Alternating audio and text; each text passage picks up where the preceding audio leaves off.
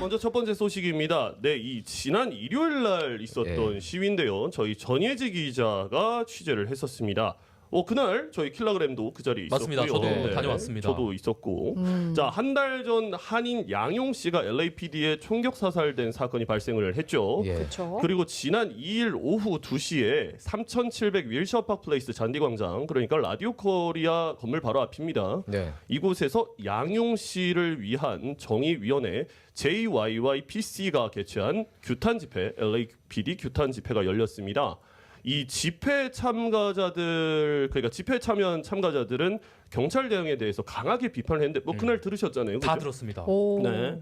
이어서 정신질환을 갖고 있는 주민에 대한 대응 방식 등 대대적인 시스템과 규정 개혁의 목소리를 높였습니다. 근데 좀 그날 특이했던 것이 이 여동생이 6년 전에 경찰 총격에 살해당했던, 그죠? 맞습니다. 네, 아, 정말요? 그 사회 운동가 알버트 씨가 네. 이 자신에 대한 생각을 이제 양용 씨 사건과 관련해서 얘기를 했는데, 오. 이 LA시 정부의 자신의 여동생을 비롯해서 양용 씨까지 이 경찰 총격에 따른 사망이 계속해서 이어지고 있다면서 이 경찰 예산이 지금 우리 주민들을 쏘라고 있는 것이 아니지 않냐. 네. 맞습니다. 재배정이 필요하다. 네. 그러니까 이제 뭐 멘탈 일리네스라든가 이런 쪽으로 좀 재배정이 필요하다라고 지적을 했어요. 네. 그리고 또 데이비드 씨라고 있었는데 이분은 10대 때 LAPD가 자신을 바닥에 이렇게 눕히고 머리에 총을 겨눈 뒤에 이 뭐 그런 일들이 있었겠죠. 자기 경험담을 얘기한 거죠. 네, 그렇죠. 그러고 나서 외상후 스트레스 장애를 앓고 있다면서 특히 소수계를 대하는 이 경찰의 태도가 바뀌어야 한다고 말을 했습니다. 네. 그리고 이 양 씨의 유가족 측 변호사, 그날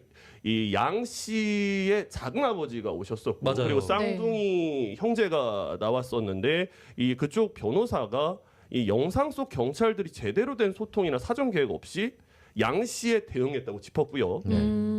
또 공개된 바디캠 영상, 그 바디캠 영상들을 다 보셨나요? 네, 그 봤습니다. 네. 13분짜리로 이렇게 압축이 돼 있지 않습니까? 네. 그런데 이게 5시간여나 되는 풀 영상을 공개해야 된다라고 목소리를 높였습니다. 그리고 진상 규명을 위한 투명한 수사가 신속하게 이루어져야 한다고 목소리를 높였고, 이 정의위원회는 LA 한인타운에 이어서 LA 시청과 LAPD 본부 등 앞에서도 규탄 시위를 이어갈 예정입니다. 네. 좀 어떻게 생각하세요? 네, 참 안타깝고 지금 일요일에 한 150여 명 정도 왔나요? 아, 뭐, 저는 이제 현장에 있었으니까 한 150명은 안 됐고요. 한 네. 50명, 60명 제가 다른 기사 정도. 어디서 봤는데 약간 조금 60명, 그렇게 60명, 멤버를 70명 정도 60, 그 정도 네. 왔었죠. 네, 오신 것 같고요. 네. 그래서 네, 그날 저도 이야기를 들었는데 이제 사실 그날 양용 씨의 부모님이 아버지가 경찰을 불렀을 때 이게 환자의 입장으로서 부른 거였는데 이렇게 일이 되는 게 말이 되지 않는다라는 게 가장 말씀을 많이 하시던 그런 아규멘트더라고요.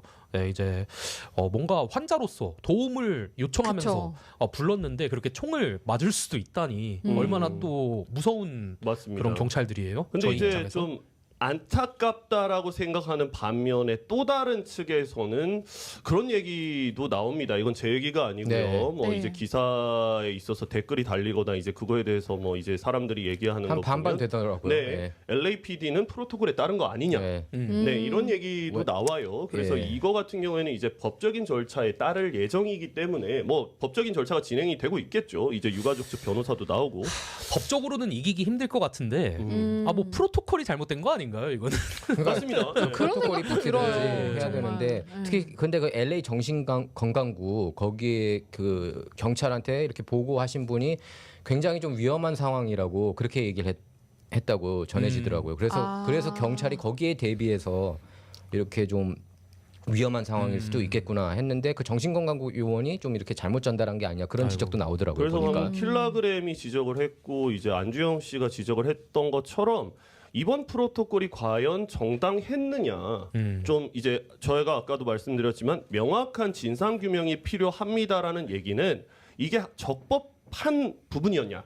그러니까 우리 주민들이 오해가 아니라 우리 주민들이 화를 내지 않도록 부당한 대우를 당하지 않도록 적법하게 정말 풀 영상도 공개를 다 하고 맞아요. 그다음에 이제 뭐 프로토콜이 제대로 됐는지도 공개를 다 하고 조사를 다 해서 명확하게 가자.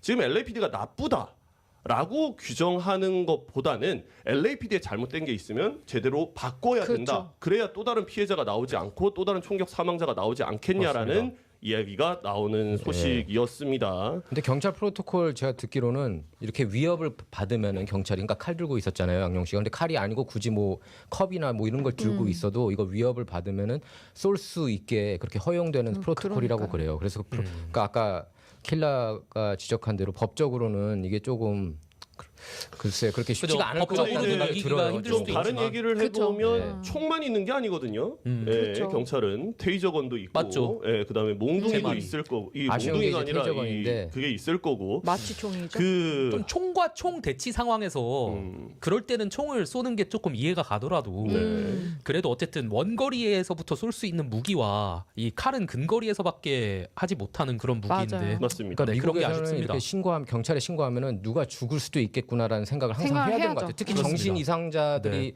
그 경찰총에 맞아서 사망하는 경우가 많다는 데이터가 맞아요. 나왔거든요. 예, 그래서 알겠습니다. 안타깝습니다, 여러모로. 네, 이것은 계속 저희가 팔로우를 해보고요.